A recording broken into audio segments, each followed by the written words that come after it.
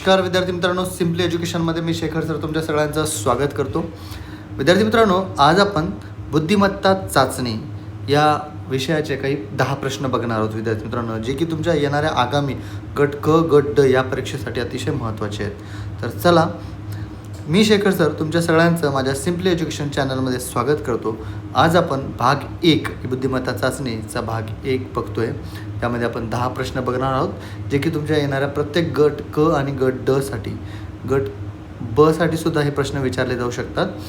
महत्त्वाचे म्हणजे गट क आणि गट ड ला हे प्रश्न तर हमखास विचारले जातात आणि या प्रश्नावरूनच खूप सारे विद्यार्थ्यांचे गोंधळ उडतो.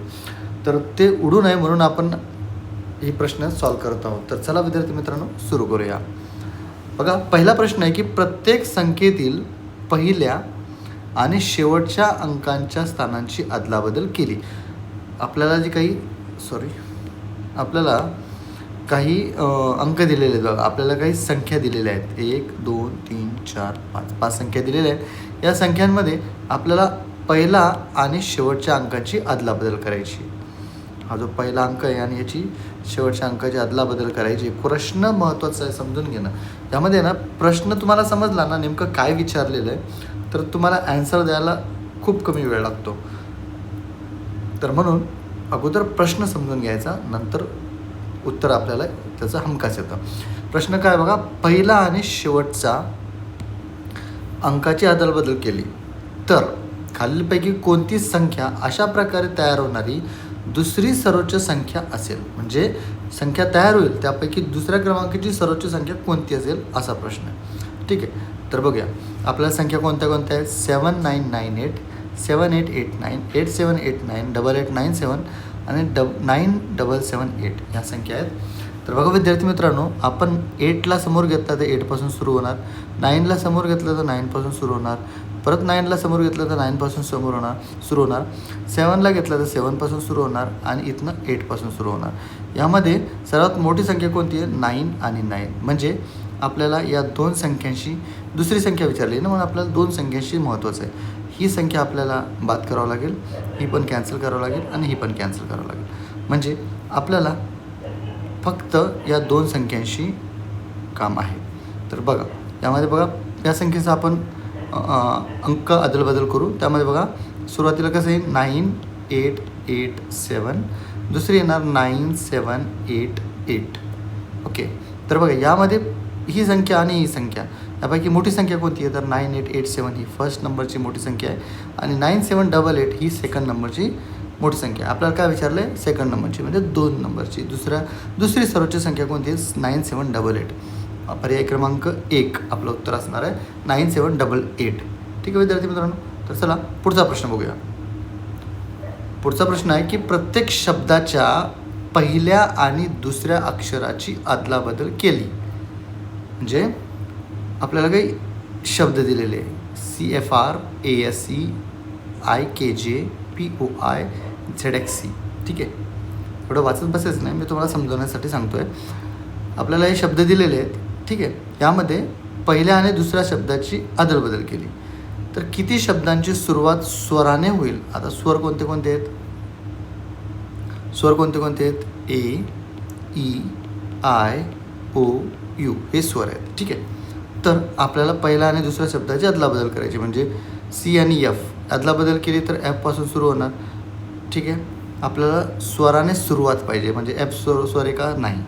A आणि S ची अदलाबदल केली, S स्वर आहे का, नाही, ते कॅन्सल. I आणि K मध्ये K ने सुरुवात केली, K स्वर आहे का, नाही, ॲब्सेंट.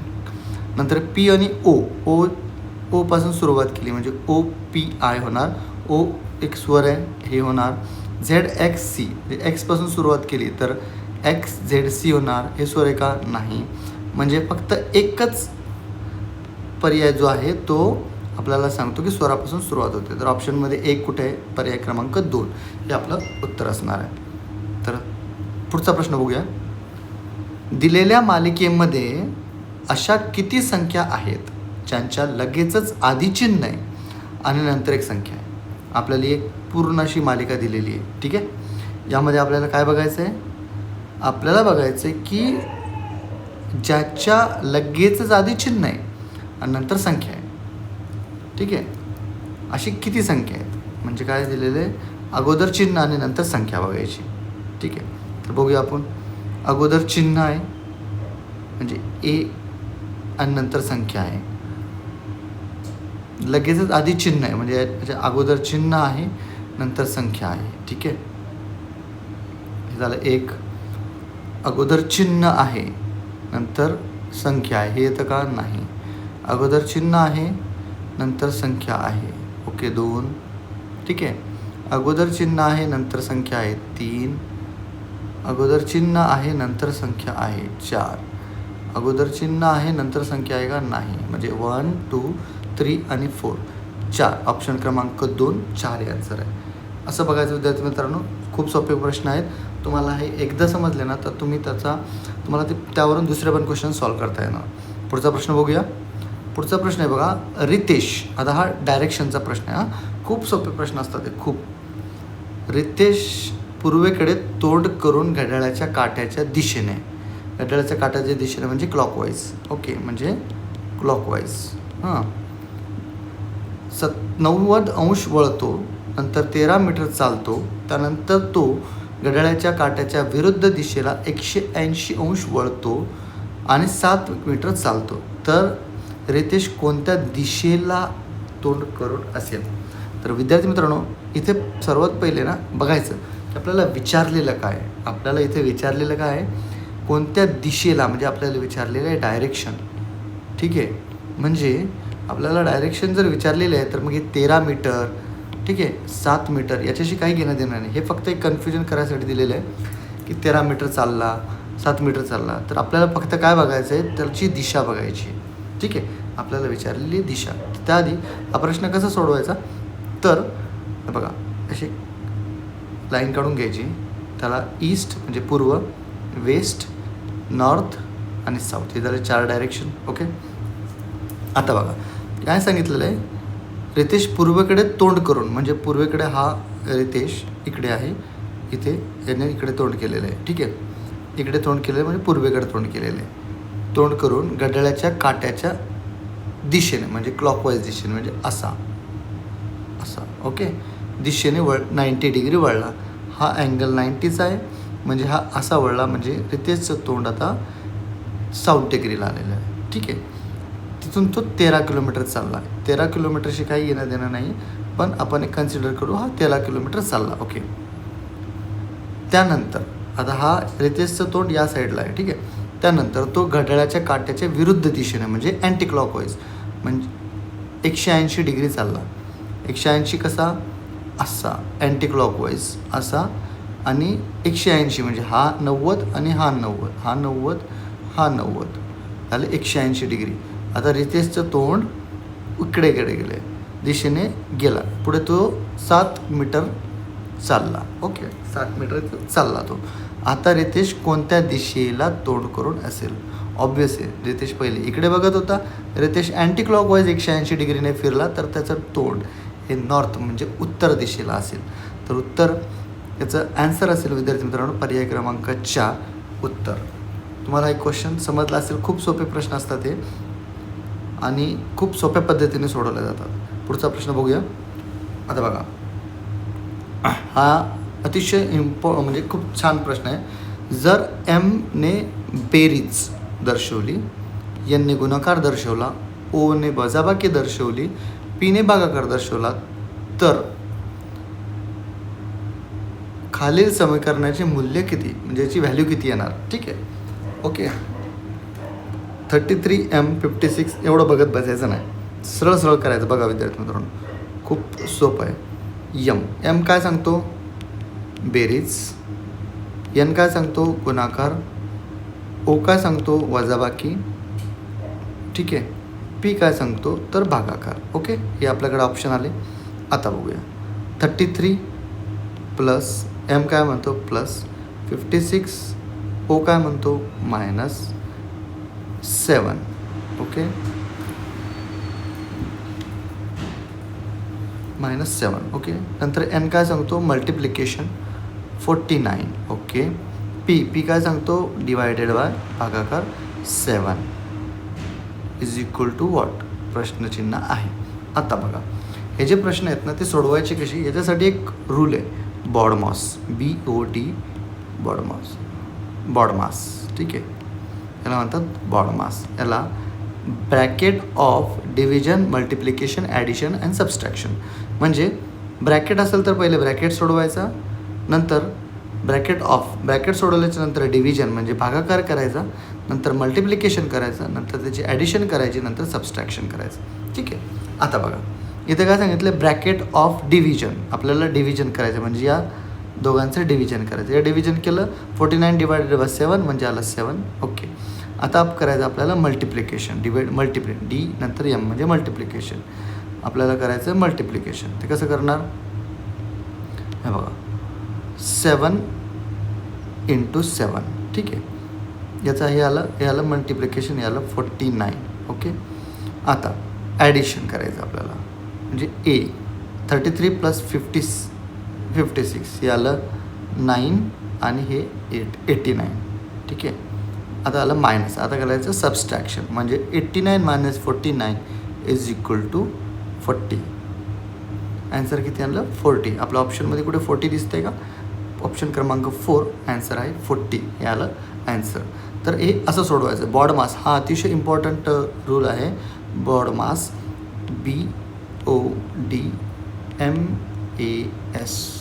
विद्यार्थी मित्रांनो अतिशय महत्त्वाचं आहे. बघा bracket of division, multiplication, addition and subtraction. म्हणजे सुरुवातीला ब्रॅकेट सॉल्व करायचा, त्यानंतर डिव्हिजन करायचं म्हणजे भागाकार करायचा, नंतर मल्टिप्लिकेशन म्हणजे गुणाकार करायचा, नंतर ॲडिशन करायची, नंतर सबस्ट्रॅक्शन करायचं. आणि आपलं उत्तर येऊन जातं. पुढचा प्रश्न बघूया. पुढचा प्रश्न आहे की प्रत्येक संख्या 3 ने कमी केल्यास, ठीक आहे, प्रत्येक संख्या 3 ने कमी केल्यास तयार होणाऱ्या दुसऱ्या सर्वात लहान संख्येच्या शतक स्थानी खालीलपैकी कोणता अंक असेल. 1, 2, 3, 4 संख्या दिलेल्या आहेत. ठीक आहे. यापैकी आपल्याला सर्वात लहान संख्येच्या शतक स्थानी, ठीक आहे, सर्वात लहान संख्येच्या शतक स्थानी म्हणजे एकक, दशक, शतक याच्या शतक स्थानी आपल्याला कोणती संख्या असेल म्हटलेलं आहे. सर्वात महत्त्वाचं बघा प्रश्नामध्येच उत्तर असतं. काय सांगितलेलं आहे, सर्वात लहान संख्येच्या. सर्वात लहान संख्या म्हणजे यातमध्ये बघा सर्वात लहान संख्या कोणती आहे, 4789. ओके. 4789 सर्वात लहान संख्या आहे. त्यातही आपल्याला काय विचारलं आहे, लहान संख्येच्या दुसऱ्या क्रमांकाची जी लहान संख्या आहे ही पहिली सर्वात लहान संख्या, नंतर ही दुसरी लहान संख्या आहे. बघा ना 4789 सर्वात मोठी संख्या ही आहे 89, नंतर 2, नंतर 3 आणि 4. तर ही सर्वात लहान, त्यापेक्षा लहान ही कोणती आहे 6547. आपल्याला यामध्ये मायनस काय करायचे, 3 मायनस करायचं. तर 7 - 3 4 येणार, 4 - 3 1 येणार, 5 - 3 2 येणार, 6 - 3 येणार 3. आपल्याला शतक स्थानी विचारलेलं आहे, एकक, दशक, शतक. ॲन्सर 2, पर्याय क्रमांक 2, ॲन्सर 2 येणार. विद्यार्थी मित्रांनो एवढं सोपं असतं, खूप सोपे असतात प्रश्न आहे. फक्त थोडंसं लक्षपूर्वक प्रश्न ऐकायचा, प्रश्न समजून घ्यायचा, उत्तर लगेच काढता येतं. पुढचा प्रश्न बघूया विद्यार्थी मित्रांनो की प्रश्न आहे, येथे अशी किती चिन्हे आहेत ज्यांच्या लगेचच आधी एक स्वर आहे. ठीक आहे. किती चिन्ह विचारलेले आहे. प्रश्न काय, किती चिन्ह सांगितलं आहे आपल्याला ज्याच्या आधी स्वर आहे. स्वर तर मी तुम्हाला आत्ता सांगितलं, A, E, I, O, U हे झाले स्वर. ठीक आहे. आता हे आपल्याला माहिती आहे स्वर. आपल्याला पाहिजे की असे चिन्ह. आता चिन्ह कुठे कुठे आहेत, 1, 2, 3, 4, 5 चिन्ह आहे. ओके. आपल्याला सांगितलं असे चिन्ह ज्याच्या लगेचच आधी एक स्वर आहे. ओ बघा इथे आहे का स्वर, ओ स्वर आहे. एच्या आधी W म्हणजे स्वर आहे का, नाही. चिन्हाच्या अगोदर ए स्वर आहे का, आहे. ओ चिन्हाच्या अगोदर ओ आहे, ओ स्वर आहे का, आहे. नंतर बघा ए याच्या अगोदर स्वर आहे का, ई स्वर आहे. म्हणजे किती झाले, 1, 2, 3 आणि 4. म्हणजे 4 असे चिन्ह आहे ज्याच्या अगोदर स्वर आहे. म्हणजे ऑप्शनमध्ये बघा 4 दिसते का, आहे. पर्याय क्रमांक 1 आपलं उत्तर असणार आहे. पर्याय क्रमांक 1. पुढचा प्रश्न बघूया. आता बघा खूप खूप मोठा प्रश्न दिसतोय, पण प्रश्न खूप सोपा आहे. ठीक आहे. त्यामध्ये बघा काय दिलेलं आहे आपल्याला प्रश्न समजून घ्यायचा. ठीक आहे. अवा, जोश, जूल्स, रिस आणि स्टेला हे कुटुंबातील 5 सदस्य एका वर्तुळाकार केंद्राकडे तोंड करून बसले आहेत. ठीक आहे. एक वर्तुळ आहे, एक हे असं वर्तुळ आहे बघा.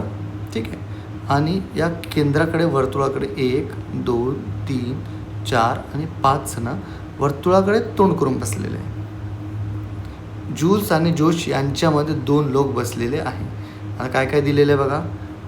जूल्स आणि जोश यांच्यामध्ये 2 लोक बसलेले आहे. ठीक आहे. आता जोश हा अवाच्या डावीकडे, आपण इथे जोश लिहू. जोश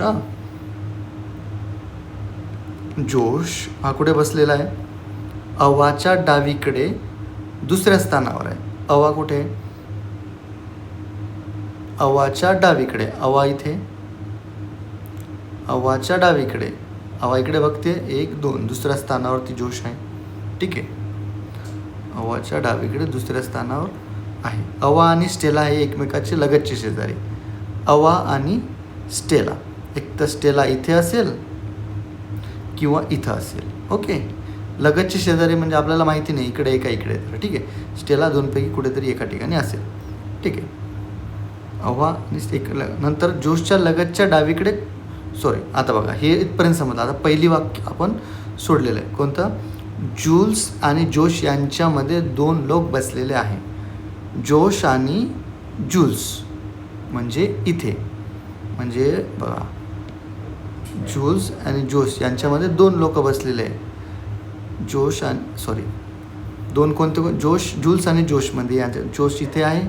ठीक आहे. जोश आपल्याकडे इथे, यांच्यामध्ये 2 लोक म्हणजे हा एक आणि हा एक. म्हणजे स्टेला जर इथं ठेवली तर आपल्याकडे जूल्स इथे येतो. बरोबर. म्हणजे जूल्स आणि जोश यांच्यामध्ये 2 लोक बसलेले आहेत. आता राहिलं 5वा कोण? रिस. हा इथे रिस. ठीक आहे. ओके. आता काय प्रश्न विचारला आहे?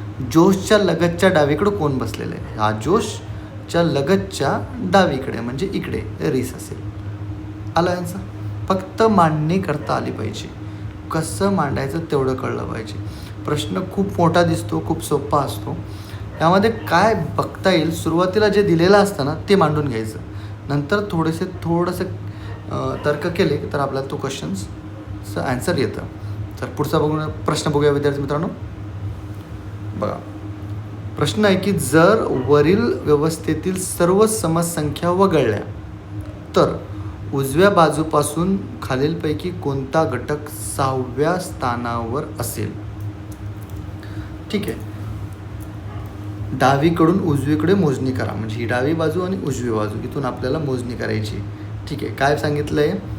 सर्व समसंख्या वगळून घेतल्या तर उजव्या बाजूपासून खालीलपैकी कोणता घटक म्हणजे इकडून 6व्या क्रमांकावर येईल.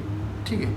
आपल्याला 6व्या क्रमांकावर. त्यासाठी पहिले काय करावं लागेल? समसंख्या कोणकोणत्या बघावं लागेल. बघा 5, 3, 7, 5, 4. समसंख्या 1, समसंख्या 1. यामध्ये समसंख्या समसंख्या समसंख्या समसंख्या समसंख्या समसंख्या ही समसंख्या समसंख्या समसंख्या त्यानंतर ही समसंख्या. ओके. ही एक समसंख्या. आता काय म्हटलं आहे? 6व्या क्रमांकावर कोणतं येईल? 1, 2, 3, 4, 5 आणि 6, 7 नंबर येईल. हा आपला ॲन्सर. 7 कुठे? पर्याय क्रमांक 3. असा ॲन्सर काढायचा विद्यार्थी मित्रांनो. खूप सोपे प्रश्न आहेत. 7 आपला ॲन्सर येईल. ऑप्शन पर्याय क्रमांक 3. पुढचा प्रश्न बघूया विद्यार्थी मित्रांनो. बघा पुढचा प्रश्न आहे की एकावर एक असे 143 खोके रचून ठेवले. वरून जो खोका 53व्या क्रमांकावर ठेवला आहे त्यातून मोजल्यावर त्या खोक्याचा क्रमांक काय असेल? ओके. असे प्रश्न विचारतात. आता आगामी जी काही परीक्षा झालेल्या आहेत ना त्या परीक्षेमध्ये असे प्रश्न विचारलेले. बघा, आपल्याला काय सांगितलं आहे, टोटल किती खोके आहेत? 143, 143 खोके आहेत. ठीक आहे.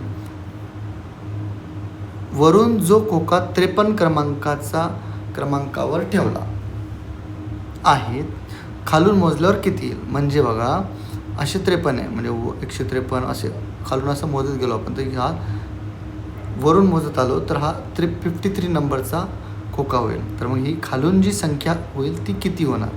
ठीक आहे, ही जी खालून पूर्ण संख्या आहे ती किती होणार असं आपल्याला विचारलेलं आहे. तर बघा, त्यासाठी काय करावं लागेल?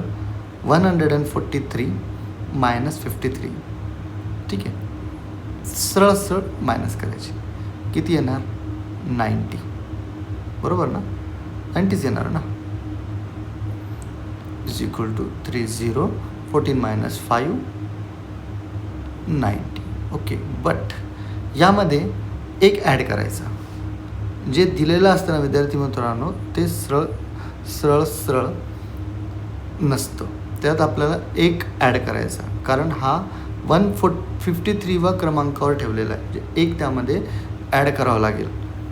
मोजताना तो त्यात ॲड होईल, म्हणून तो 91 होईल. याचा आन्सर 91 असेल. ठीक आहे. तर चला विद्यार्थी मित्रांनो, आजच्या या व्हिडिओमध्ये हे 10 प्रश्न आहेत जे की मी तुम्हाला सांगितलेले आहे. तर या प्रश्नांचा तुम्ही सराव करा. पुढच्या भागामध्ये माझ्या या व्हिडिओमध्ये तुम्हाला अजून काही प्रश्न येतील जे की तुम्हाला थोडी काठीण्य, तुमचे जे हार्डनेस आहे, थोडीशी काठीण्य प्रमाण जे आहे ते वाढवलेलं असेल. थोडेसे प्रश्न अजून मी चांगल्या पद्धतीचे आणेन जे की तुम्हाला तुमच्या आगामी येणाऱ्या परीक्षेमध्ये खूप उपयोगाचे पडतील. तर तुम्हाला जर हा व्हिडिओ आवडला असेल तर माझ्या या चॅनलला सबस्क्राईब करा. बेल आयकॉनला प्रेस करून ठेवा, जेणेकरून जेव्हा पण मी काही व्हिडिओ अपलोड करेल तेव्हाच तुम्हाला नोटिफिकेशन येईल. धन्यवाद.